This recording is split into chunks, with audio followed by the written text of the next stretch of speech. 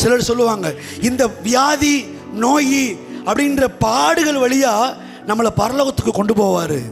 இல்லை, பைபிள் சொல்லுது, அவர் தம்முடைய குமாரனை நொறுக்க சித்தமாகி பாடுகளுக்கு உட்படுத்தினார். ஏன் தெரியுமா? நீங்க பாடுகள் படக்கூடாது என்பதற்காக தம்முடைய குமாரனை வியாதி என்கிற பாடுகளுக்கு உட்படுத்தினார். இயேசு தேவன் அவர்தாமே நம்முடைய பாடுகளை ஏற்றுக்கொண்டு நம்முடைய துக்கங்களை சுமந்தார். அவருடைய காயங்களால் குணமாகுறோம். பழைய ஏற்பாடு, குணமானீர்கள் புதிய ஏற்பாடு. தேவனால் பிறந்தவன் தன்னை காத்துக்கொள்ளுகிறான். எப்படி காத்துக்கொள்ளுகிறான்?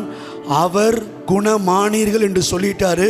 அந்த வசனத்தை நான் எடுத்துக்கிற போறேன் அப்படின்னு பிடிச்சுக்கிட்டு, தேவனால் பிறந்தவன் தன்னை காத்துக்கொள்ளுகிறான்.